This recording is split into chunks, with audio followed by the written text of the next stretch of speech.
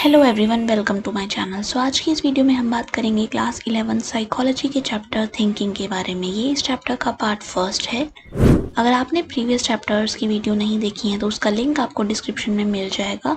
ये वीडियो आपको अच्छी लगी तो इसको लाइक करना, शेयर करना और चैनल को सब्सक्राइब करना मत भूलना। सो अब बात करते हैं एक छोटी सी मूवी की। ठीक है, मूवी है रोजी के बारे में। रोजी जो है वो अपनी फ्रेंड मैरी की बातों में आकर एक ऐसे प्लेस पर अपना रूम ले लेती है जिसकी जो वाइब्स हैं वो काफ़ी ज़्यादा खतरनाक और क्रीपी हैं। तो ऐसे में दोनों को ही ये पता नहीं था कि क्या उनके साथ होने वाला है। रात में जब रोजी उस कमरे में रुकी होती है तो वहाँ पर उसे कुछ अजीब सी आवाज़ सुनाई देती है जो कि है कुछ ऐसी। ऐसा सुनने के बाद रोजी ट्राई करती है काफ़ी ज़्यादा अपने डर को काबू करना, लेकिन दरवाजे पर कॉन्टिन्यूस इस तरीके की आवाज़ को सुनकर वो डिसाइड करती है कि क्यों ना देख लिया जाए। तो वो ऐसा सोच कर जाती है दरवाजे की तरफ और उस दरवाजे को खोल देती है। जब वो ऐसा करती है तो उसको कुछ एक्सपीरियंसेस होते हैं और ये जो उसको चीज़ दिखती है उसकी वजह से हम ये कह सकते हैं कि रोज़ी जो है अब वो रोज़ी नहीं है, वो कुछ इविल एंटिटी है जो कि हार्म पहुंचा सकती है अपने आप को भी और मैरी को भी। तो ऐसे में मैरी जब उसको देखती है और उसकी हालत को देखती है तो वो हेल्प को बुलाती है। सो काफ़ी ज़्यादा रिचुअल्स और एफर्ट्स के बाद रोज़ी जो है वो ठीक हो जाती है और फाइनली उस रूम को छोड़कर चली जाती है। सो क्या जो स्टोरी मैंने आपको सुनाई उसका नाम मैं रख सकती हूँ कर्स्ड टच या फिर लॉस्ट। और अगर मैं आपसे कहूँ कि ये दोनों ही नाम मैं क्यों रख सकती हूँ, ये चीज़ जस्टिफाई करो, तो आपका दिमाग इस टाइम जो मेंटल एक्टिविटी कर रहा है उसे हम कह सकते हैं थिंकिंग। और अगर मैं आपसे कहूँ एक और चीज़ करने को जो कि है कि आप खुद इस मूवी का टाइटल बनाओ, तो फिर दोबारा से आपका दिमाग एक कॉग्निटिव एक्टिविटी कर रहा है, ऐसी एक्टिविटी जो इंटरनल चल रही है।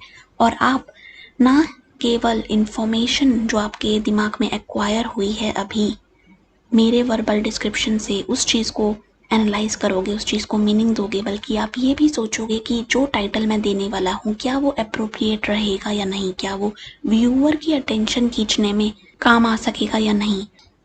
सो यहाँ पर ये वाला जो प्रोसेस आप कर रहे होगे, जहाँ पर आप टाइटल को सोच रहे होगे, जहाँ पर आप थीम को कंसिडर कर रहे होगे और आप मल्टीपल ऑप्शंस भी यहाँ पर क्रिएट कर सकते हो कि ओके मैं इसके नाम रख सकता हूँ ये और ये।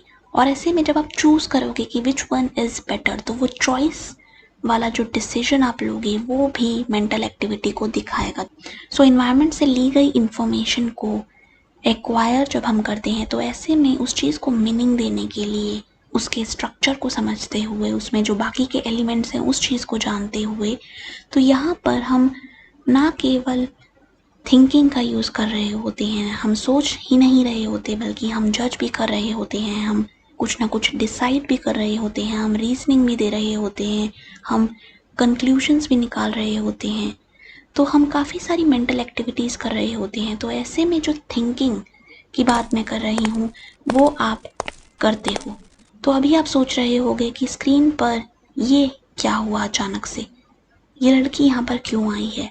तो अगर मैं इस चीज़ को एग्जाम्पल के रूप में बताऊं और बैक जाकर फिर दोबारा इस चीज़ को रिप्रेजेंट करूं और ये बोलूं कि ये लड़की जॉब पाना चाहती है, तो ऐसे में मैं एक पर्टिकुलर जॉब की तरफ जाऊं या एक दूसरी जॉब की तरफ, ये सोच रही है। तो अब यहाँ पर इस चीज़ को मैंने दे दिया एक मीनिंग। अब ये वाली इंफॉर्मेशन आपके लिए उतनी वेग नहीं है जितनी पहले होती जब इसके साथ कोई भी इंस्ट्रक्शन जो थी वो नहीं दी गई थी। तो कहने का मतलब ये है कि इंफॉर्मेशन जो भी आप इन्वायरमेंट से लोगे, आप उस चीज़ को मीनिंग दोगे, आप कंसीडर करोगे कि कैसे मैं प्रॉब्लम्स को सॉल्व करूं, कैसे मैं चीज़ों को समझूं ताकि मैं अडेप्ट कर पाऊँ अपने इस इन्वायरमेंट में। तो यहाँ पर थिंकिंग जो है वो रिलाई करती है नॉलेज के ऊपर जो हमारे पास होती है, जो हमने इन्वायरमेंट से ली हुई होती है। और हम जब इस नॉलेज को समझना चाहते हैं तो हम अपने पास्ट एक्सपीरियंसेस पर जाते हैं, जहाँ पर हम देखते हैं कि हमारे पास क्या क्या नॉलेज है और उसके बेसिस पर हम न्यू नॉलेज को इंटरप्रेट करते हैं। अब बात करते हैं अनन्या की। अनन्या को एक काम दिया गया जो कि था एडवर्टाइजमेंट डिज़ाइनिंग का।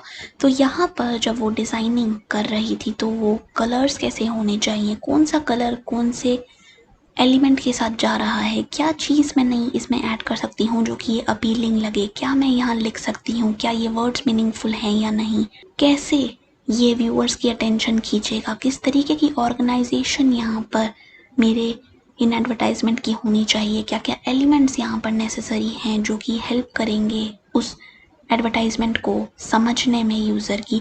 ये सारे पॉइंट्स जब अनन्या कंसिडर कर रही होगी तो वो केवल स्ट्रक्चर पर ना जाते हुए मीनिंग भी इस इंफॉर्मेशन को दे रही होगी। तो यहाँ पर जो प्रोसेस होगा वो चॉइस का भी होगा कि एक पर्टिकुलर एलिमेंट को चूज़ करना और उस चीज़ के पीछे का रीज़न भी कंसिडर करना कि मैंने ये पर्टिकुलर चीज़ क्यों कंसिडर की है। फॉर एग्जांपल जब अनन्या ने ये चीज़ डिज़ाइन की तो वहाँ पर उसे थॉट आया कि हाथी की तो पूँछ भी होती है, तो उसने पूँछ की तरह यहाँ पर ये लिख दिया क्लॉक। सो अनन्या को तो मैं काफ़ी अप्रिशिएट करती हूँ क्योंकि उसने इतनी अच्छी इन्फॉर्मेशन हमारे साथ शेयर की और हमें ये देखने में काफ़ी अच्छे लग रहे हैं। लेकिन यही टास्क अगर मैं आपसे करने के लिए कहूँ तो आप जब इस चीज़ को लेकर बैठोगे कि मेरे पास एक आइडिया है और मैं उस आइडिया को कैसे ट्रांसलेट करूँ एक रिप्रेजेंटेशन में, तो आप कर रहे होगे थिंकिंग। अनन्या के बाद बात करते हैं एलेक्स की। तो एलेक्स को इतनी मेहनत करनी पसंद नहीं है जितनी अनन्या ने की है। वो तो पसंद करता है गेम्स को, ऐसे गेम्स जो कि ब्रेन से रिलेटेड हैं।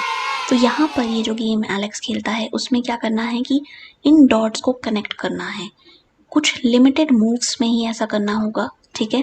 सो अब अगर यहाँ बस एक मूव रह रहा है और 2 लाइनें बनानी है तो ये चीज़ नहीं हो पाएगी। तो जिसने भी ये गेम खेला है जो कि है एलेक्स, तो एलेक्स इतना खुश होने की ज़रूरत नहीं है क्योंकि ये गेम नहीं होगा पूरा आपका। ये कब होता जब एलेक्स अपना अच्छे से दिमाग लगाता और बहुत ही लिमिटेड मूव्स में इस गेम को पूरा कर लेता और ऐसे पूरा करता कि एक मूव तो उसका बच भी जाता। तो यहाँ पर या तो उसने अच्छे से जज नहीं किया, अच्छे से प्रोसेस नहीं किया, या वो समझ नहीं पाया कि किस प्रोसेस के थ्रू मैं प्रॉब्लम को सॉल्व बेहतर तरीके से कर सकता हूँ। सो थिंकिंग में आप किसी प्रॉब्लम को सॉल्व कर रहे होते हो। सो जब भी हम थिंकिंग की बात करते हैं तो हमें ये याद रखना है कि यहाँ पर ये एक इन्फर्ड प्रोसेस भी हो सकता है, ये इंटरनल है, ये तो हमें पता लग गया। दिमाग के अंदर ही हम थिंकिंग करेंगे ना, बाहर तो नहीं करेंगे। तो ऐसे में इंटरनल मेंटल प्रोसेस ये कहा जाएगा। और यहाँ पर पर्सन के एक्शंस के थ्रू आप ये वाली चीज़ इन्फर कर सकते हो कि पर्सन कुछ सोच रहा है और ये जो मूव उसने किया है या ये जो एक्शन उसने किया है वो सोचा समझा है या नहीं। तो हर एक्शन आप केयरफुली थिंक कर नहीं करते। कई बार आपकी थिंकिंग ऐसी होती है कि वो इम्पल्सिव होती है, यानी आपने इन्फॉर्मेशन को जो आपने इन्वायरमेंट से ली है उस चीज़ को सही से एनालाइज नहीं किया होता। तो थिंकिंग में एक चीज़ जो आपको ध्यान रखनी है जो हम करते हैं वो है analysis of information and manipulation of information, ठीक है। सो मैंने जब कहा कि थिंकिंग में एनालिसिस होता है तो देखते हैं एक अच्छा सा एग्जांपल कि कैसे वो एनालिसिस होता है।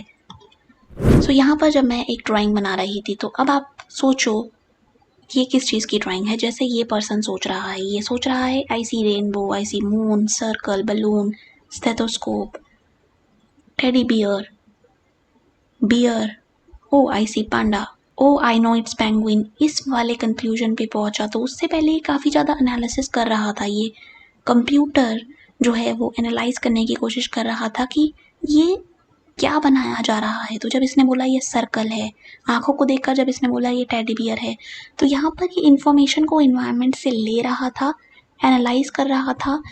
प्रीवियसली जो स्टोर्ड इन्फॉर्मेशन होती है अबाउट टेडी बियर या अबाउट सर्कल, उससे मैच कर रहा था।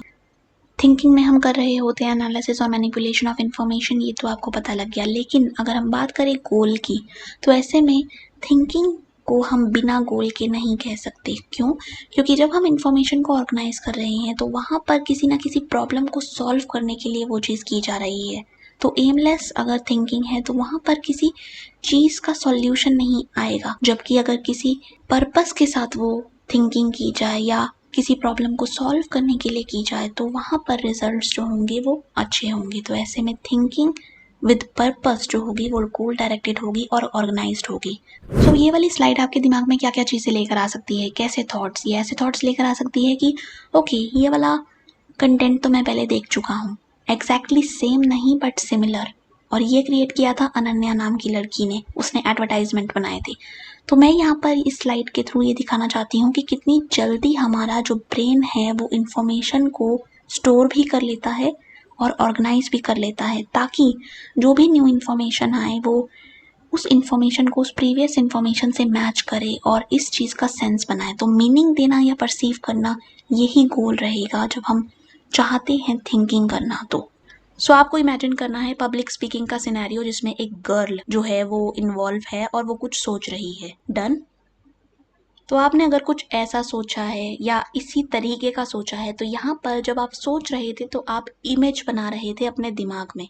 इस तरीके की रिप्रेजेंटेशन को हम कहेंगे कि यहाँ पर पर्सन मेंटल इमेज बना रहा है। ये ब्रेन में हो रही है और ये पर्टिकुलर इमेज किसी तरीके की भी हो सकती है।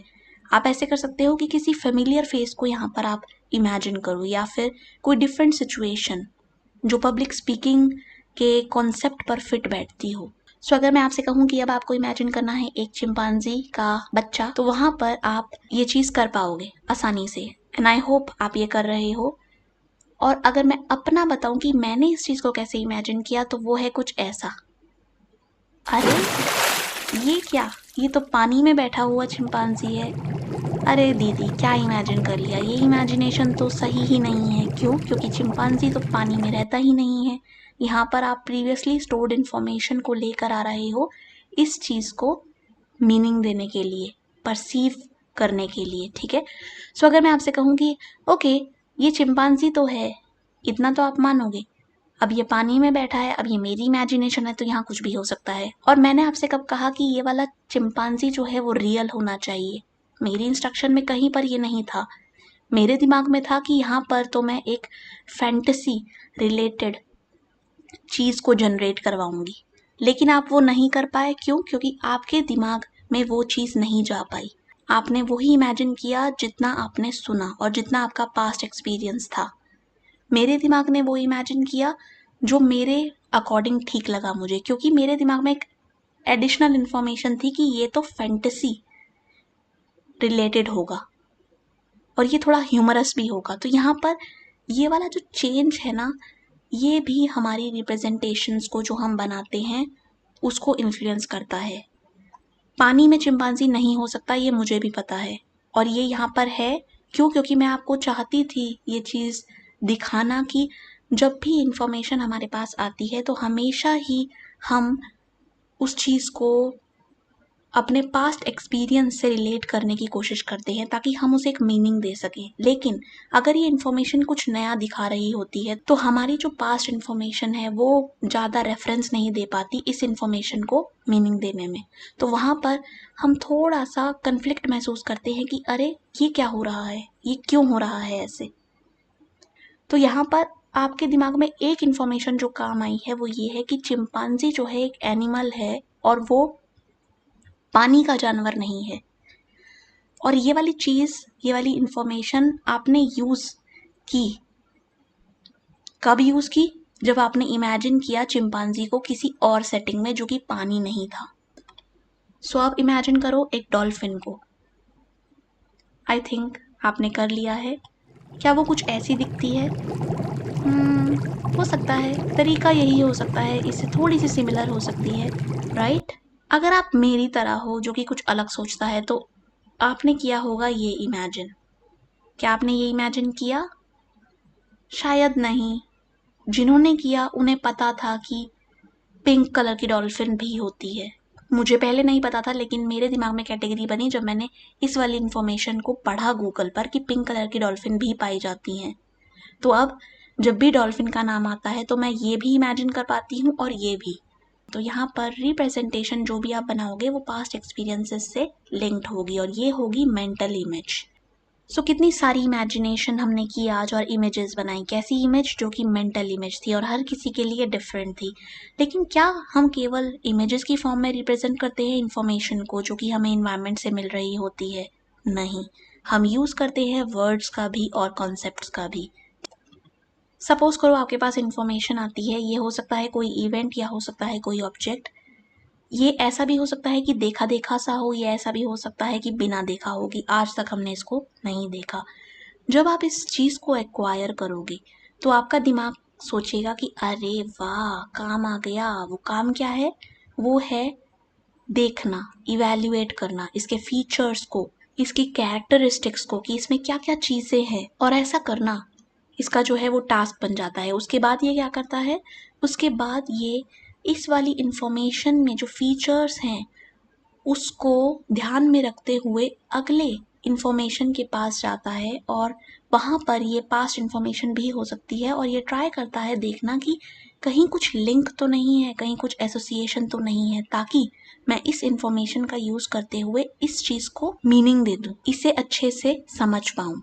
तो यहाँ पर इंफॉर्मेशन नई आई थी, उसके फीचर्स को आपने एक्सट्रैक्ट किया ताकि आप मैच कर सको प्रीवियसली हेल्ड इंफॉर्मेशन के साथ इस इंफॉर्मेशन को।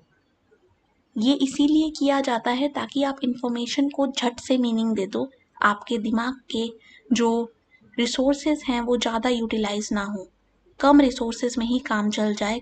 इस वाली इंफॉर्मेशन के बेसिस पर आप ये वाली चीज़ बोल पाते हो कि ये दोनों कैटेगरीज तो है डिफरेंट, यानी इसके कुछ ऐसे फीचर्स हैं जो इससे नहीं मिलते हुए, हो सकता है ये थोड़ी सी सिमिलर हो, लेकिन इसमें कुछ ऐसे डिफरेंसेस हैं जो कि हम इसके जैसे नहीं मान सकते, और इसके लिए हमें अलग कैटेगरी चाहिए होगी। सो जब इस इंफॉर्मेशन को आप देखते हो तो आपके दिमाग में जो थॉट्स चल रहे हैं वो हो सकते हैं कुछ ऐसे कि ये तो किसी की आँखें हैं, ये तो किसी की नाक है, और ये दोनों चीज़ें जो हैं काफ़ी सिमिलर सी लग रही हैं लेकिन फिर भी डिफरेंट है। कहीं ये बाल तो नहीं, अरे ये बाल, आंखें, नाक, कान, दोनों ही केसेस में ये तो मुझे देखे देखे लग रहे हैं, ये किस चीज़ के हैं? I can easily tell. लेकिन अब जो है ये वाला आइडेंटिफिकेशन और आसान हो गया, आप झट से बता दोगे कि यहाँ पर बात हो रही है ह्यूमंस की, है ना? ये है एक गर्ल और ये है एक बॉय, और ये दोनों सिमिलर इतने लग रहे हैं कि हम इन्हें भाई बहन कह सकते हैं। सो ये वाली आइडेंटिफिकेशन कि ये एक गर्ल है, ये एक बॉय, और ये दोनों ही ह्यूमन बींग्स हैं जिसको दिखाया जा रहा है स्क्रीन पर, ये आपने तब की जब आपने इस वाली इंफॉर्मेशन के कुछ कैरेक्टरिस्टिक्स को एक्सट्रैक्ट किया। आपके दिमाग में जो गर्ल और बॉय से रिलेटेड इंफॉर्मेशन स्टोर्ड थी वो चीज़ आपने यहाँ पर लगाई, और उसके बेसिस पर आप इस इंफॉर्मेशन तक पहुँचे। सो अगर मैं आपसे कहूँ कि ये आवाज़ करता है म्याऊं म्याऊं, ये वाली, और ये आवाज़ करता है कौवे की, तो अब आप कहोगे कि वाओ, और कुछ भी बोलो, कुछ ऐसा ही जो कि हमें फ़नी लगे। तो आप यहाँ पर क्या कर रहे हो, आप यहाँ पर इनकी सही आवाज़ों को दिमाग में ला रहे हो। अभी तक आप विजुअल इमेजेस को रिप्रेजेंट कर रहे थे, अब आपने ऑडिटरी इंफॉर्मेशन को भी अपने दिमाग में प्रोसेस किया। ये म्याऊं म्याऊं नहीं कर सकता, क्यों? क्योंकि ये तो दहाड़ता है, और ये कौवे की आवाज़ नहीं कर सकता क्योंकि वो अगर ये करने लग जाएगा तो कौवा क्या करेगा, है ना? ये करता है बार्क, स्पेशली तब जब रात में आपको सोना होता है। ये जो कैटेगराइजेशन आपने किया और ये जो साउंड को रिकॉग्नाइज आपने किया, ये भी कैटेगरी से ही रिलेटेड रहा। कैसे?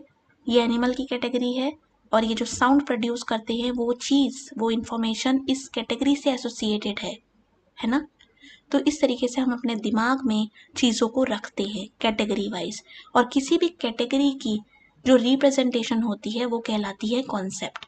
तो यहाँ पर अगर मैं आपसे कहूँ कि पिंक कलर का कुत्ता भी होता है और बहुत कॉमनली पाया जाता है, तो आप अगेन इस चीज़ पर हंसोगे कि आज तो दीदी को क्या ही हो गया है, पिंक कलर का कुत्ता कभी नहीं होता। पिंक कलर की डॉल्फिन हो सकती है ना? सो हमने काफ़ी सारी कैटेगरीज बनाई। एक कैटेगरी हो गई ह्यूमन बीइंग की, दूसरी कैटेगरी हो गई एनिमल्स की, तीसरी जो हमारे दिमाग में पहले ही बन गई थी शायद वो थी डॉल्फिन की, कि अब डॉल्फिन के कई टाइप्स हो सकते हैं लेकिन दोनों ही पानी में रहती हैं, लेकिन दोनों ही डिफरेंट है रंग के आधार पर। तो ये भी कैटेगरी का ही डिफरेंस है। तो जब हम ये कैटेगराइजेशन कर रहे हैं तो ये चीज़ हमारा टाइम और एफर्ट दोनों ही रिड्यूस कर रहा है, क्योंकि ऑर्गेनाइजेशन जो है हमारे दिमाग में मेस नहीं क्रिएट कर रही, और ये चीज़ दिमाग की हेल्प कर रही है अपने इन्वायरमेंट को अच्छे से समझने में। सो जब मैंने कहा कि कैटेगरी को जब हम रिप्रेजेंट करते हैं तो वो कहलाता है कॉन्सेप्ट, तो यहाँ पर कॉन्सेप्ट में कई सारी हायरार्की हो सकती है, मतलब कई सारे लेवल्स हो सकते हैं। ये है एक लेवल, अब ये आया दूसरा लेवल और अब आया तीसरा लेवल। अब इन चीज़ों के लिए हमारे पास नाम भी हैं। सबसे ऊपर वाला जो लेवल होगा हाईएस्ट, वो कहलाएगा सुपर ऑर्डिनेट, फिर आएगा बेसिक, फिर आएगा सब ऑर्डिनेट। तो यहाँ पर हम ऊपर से नीचे जा रहे हैं। ये है सबसे ब्रॉड कैटेगरी, ठीक है। ये है बेसिक कैटेगरी और यहाँ पर है ऐसी कैटेगरी जहाँ पर आप कई सारी डिटेल्स ऐड कर देते हो इन्फॉर्मेशन में। तो हम नहीं चाहते कि इन्फॉर्मेशन इतनी ब्रॉड हो कि पर्सन बोले कि इतनी ज़्यादा वेग इन्फॉर्मेशन तुमने क्यों रखी, मुझे तो समझ ही नहीं आ रहा आप कहना क्या चाहते हैं। या फिर वो इतनी ज़्यादा डिटेल लिए हुए हो कि पर्सन बोले अरे भाई इतना टाइम है क्या तुम्हारे पास, इतनी डिटेल मैंने तो मांगी नहीं। सो जब हम बोलचाल की भाषा यूज़ कर रहे होते हैं, आपस में कन्वर्सेशंस कर रहे होते हैं, तो हम बेसिक लेवल को प्रेफर करते हैं क्योंकि यहाँ पर जो डिटेल्स आती हैं वो इनफ होती हैं।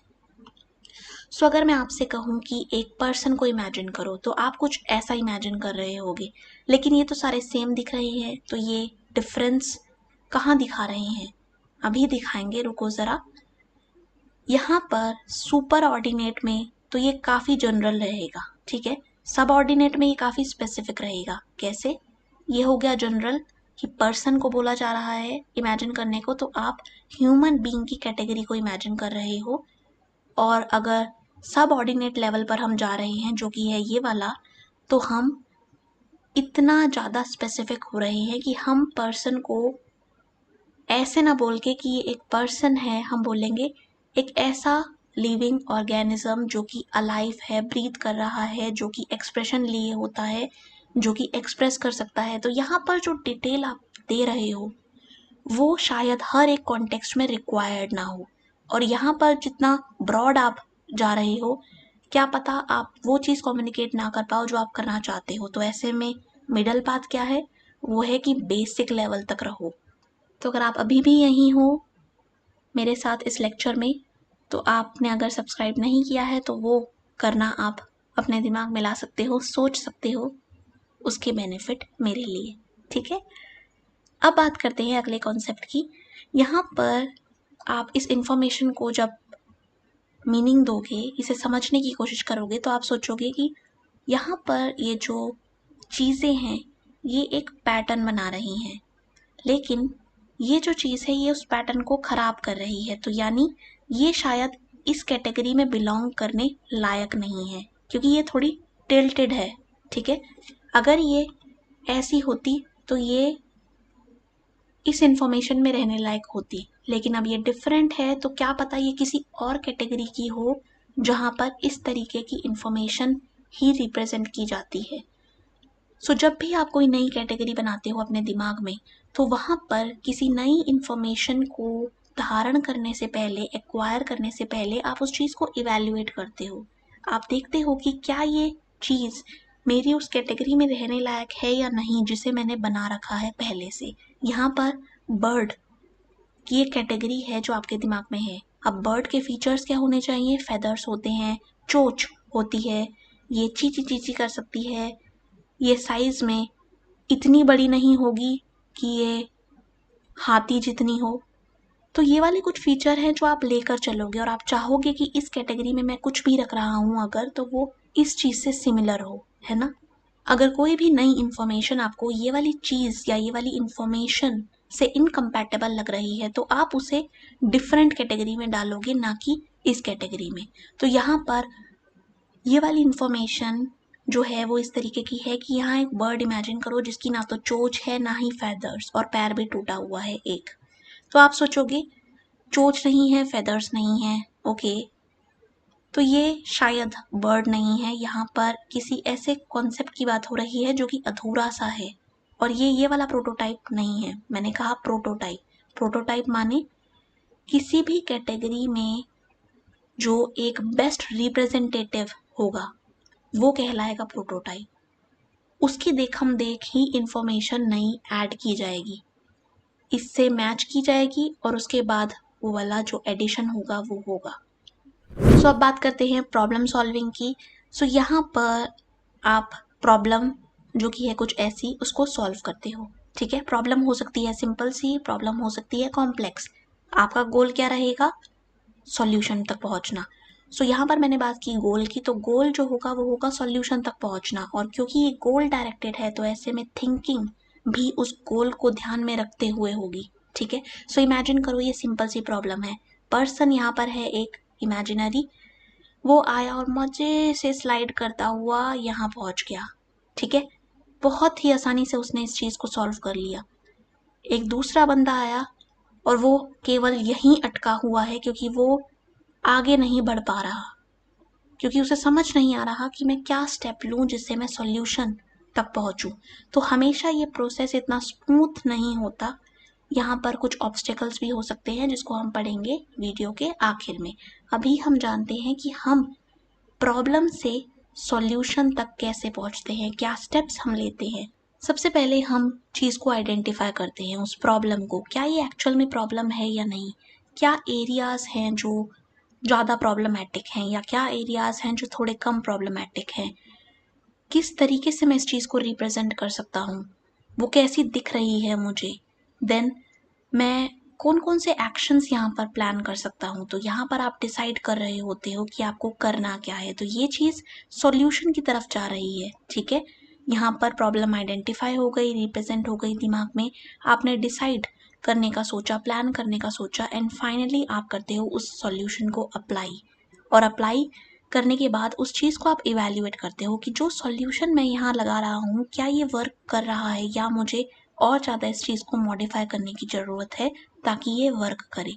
हमेशा ही प्रॉब्लम से सॉल्यूशन तक का ये सफ़र उतना आसान नहीं होता, इतनी स्मूथ तरीके से ये चीज़ नहीं अचीव हो रही होती। हो सकता है प्रॉब्लम को रिप्रेजेंट जिस तरीके से किया गया हो वहाँ डिफ़िकल्टी हो, ऐसे एरियाज़ को आइडेंटिफाई किया गया हो जो कि उतना मैटर नहीं करते इस प्रॉब्लम के सॉल्यूशन में, या फिर जो सॉल्यूशन आप अप्लाई कर रहे हो, जिस तरीके का ब्रेन आप वहाँ पर अप्लाई कर रहे हो, वो वाला थिंकिंग पैटर्न तो चाहिए ही नहीं। वहाँ कुछ और, कुछ डिफरेंट, कुछ क्रिएटिव, कुछ नॉवल चीज़ चाहिए, लेकिन आप कर रहे हो एक ही पैटर्न को बार बार इस्तेमाल। तो कोई भी हर्डल हो, यहाँ पर मेन गोल तो रहेगा कि इस चीज़ को ईजी बनाना, ताकि पर्सन ईजीली यहाँ से स्केट करता हुआ यहाँ पहुँच जाए। लेकिन क्या क्या हो सकते हैं प्रॉब्लम या ऑब्स्टेकल्स, वो जानते हैं। सबसे पहला हो जाता है मेंटल सेट, दूसरा फंक्शनल फिक्सडनेस, एंड तीसरा लैक ऑफ मोटिवेशन। अब ये सुनने में लग रहे हैं डिफ़िकल्ट और ये सॉल्यूशन तक नहीं जाने दे रहे, लेकिन ये है क्या, वो जानते हैं। सबसे पहले आता है मेंटल सेट। यहाँ पर आप ये वाला जो चीज़ है वो याद रखो कि ये एक पर्सन है जिसने ये वाला रास्ता अपनाया इस वाली प्रॉब्लम को सॉल्व करने के लिए। ठीक है, ये एक पर्टिकुलर रास्ता इसने अपनाया, ये इसने अपनाया था अपने पास्ट में, तो सिमिलर प्रॉब्लम इसको अब फेस करनी पड़ रही है। तो अब ये पर्सन जिसने ये वाला रास्ता अपना के पास्ट में सॉल्यूशन गेन कर लिया था, अब वो ये सोचेगा कि मैंने जो स्ट्रैटेजी पास्ट में लगाई थी वो अच्छी स्ट्रैटेजी थी, वो वर्क करती थी, तो अब मैं इस चीज़ को दोबारा लगा सकता हूँ। ये वाला थॉट इस वाले पाथ को और स्ट्रॉन्ग कर देगा। अगली सिमिलर प्रॉब्लम पर भी वो यही लगाने की सोचेगा। यहाँ पर पाथ ये वाला होना ही नहीं था, ये प्रॉब्लम सॉल्व होती अगर डिफरेंट पाथ अपनाया जाता तो यहाँ पर एक प्रीवियसली यूज़ की गई स्ट्रैटेजी को ही आप यूज़ करते रहते हो, जबकि वो आपको सॉल्यूशन नहीं दे रही होती। आपको ज़रूरत होती है एक नए पाथ की, एक नई तरीके की सोच की, इस तक पहुँचने के लिए। सो अब बारी आती है फंक्शनल फिक्स्डनेस की। यहाँ पर क्या होता है, प्रॉब्लम है, सॉल्यूशन है, जा नहीं पा रहे, क्यों, क्योंकि फिक्स्ड हो गए हैं। किस चीज़ को लेकर फिक्स हो गए हैं, फंक्शन को लेकर। किस चीज़ के फंक्शन को लेकर, किसी ऑब्जेक्ट के फंक्शन को लेकर। मान लो मैं स्पून को जब देखती हूँ तो मेरे दिमाग में आता है कि ये सुंदर सी चम्मच तो खाना खाने के काम आएगी, और एक ऐसी सिचुएशन आती है, प्रॉब्लम आती है जिसमें मेरे पास जो है ये स्पून रखी हुई है, लेकिन मैं उस प्रॉब्लम को इस स्पून की हेल्प से भी सॉल्व कर सकती हूँ, लेकिन मैं नहीं कर रही, क्यों, क्योंकि मेरा दिमाग जो है वो इसके फंक्शन को लेकर फिक्स्ड हो चुका है कि ये तो बस खाना खाने के काम ही आएगी। मैं इससे मिट्टी नहीं कुरेद सकती जिसके करने के बाद मैं पौधा आराम से लगा सकती हूँ। मैं हाथ से उस चीज़ को करे जा रही हूँ और मेरे नाखून भी टूटे हुए हैं और मुझे वो चीज़ हर्ट कर रही है। और ये वाला जो काम आप कर रहे हो कि आप एक ऑल्टरनेटिव यूज़ भी कर सकते हो चीज़ों का, वो आप नहीं कर पा रहे। जैसे बुक्स, बुक्स का काम केवल आपको ज्ञान देना या पढ़ना ही नहीं होगा। ऐसा हो सकता है कि आपके पेपर जो है वो उड़े जा रहे हों, तो आप अपनी बुक्स को यूज़ कर लो उन पेपर्स को रोकने के लिए, या फिर एज अ हाइट बूस्टर आप उस चीज़ को यूज़ कर लो जिसका एम आप समझते हो कि बस ज्ञान देना होता है, और लाइब्रेरी जो है इसका प्लेस है। सो अब आपका टास्क है मुझे ये बताना कि जुराब का फिक्स्ड यूज़ क्या है और इसका ऑल्टरनेटिव यूज़ क्या हो सकता है। अगर आप ऐसा कर पाओगे ना, तो आप फंक्शनल फिक्स्डनेस से बियॉन्ड सोच पा रहे हो, आप उस चीज़ से इन्फ्लुएंस नहीं हो, आप उस बैरियर को रिजॉल्व कर रहे हो। ठीक है।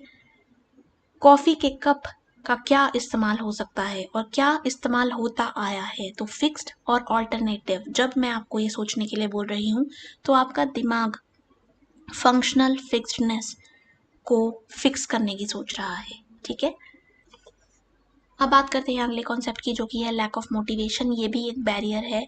आपके पास प्रॉब्लम है, लेकिन आपके पास एक और प्रॉब्लम है, जो कि है कि मोटिवेशन नहीं है। मोटिवेशन मतलब यहाँ से यहाँ जाने के लिए जो स्टेप्स चाहिए उनको करने का जो ड्राइव और जो एक स्टेट है ना, जो आपको फिजियोलॉजिकली भी महसूस होती है और मेंटली भी, कि हाँ मुझे ये करना है, वो चीज़ लैक कर रही है, वो चीज़ नहीं है, उस चीज़ की नीड है।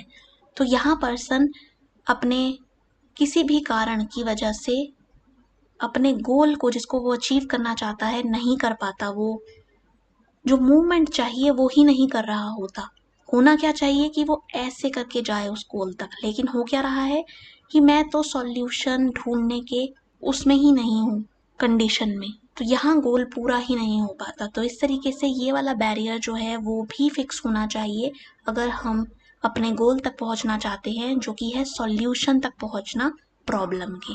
सो एक और गोल जो है हमारे पास आपके लिए, वो है कि इस वीडियो में दिखाए गए कंटेंट को याद रखना है, रिवाइज करना है। आपको दोबारा ज़रूरत पड़े तो इस चीज़ को आप दोबारा देख सकते हो। अभी के लिए धन्यवाद। आपको अगर ट्यूशंस चाहिए तो आप मुझे कांटेक्ट कर सकते हो। अगर वीडियो अच्छी लगी तो लाइक, शेयर और चैनल को सब्सक्राइब कर देना। अगला पार्ट जो इस चैप्टर का है वो और ज़्यादा इंटरेस्टिंग होगा, तो स्टे ट्यून्ड। बाय।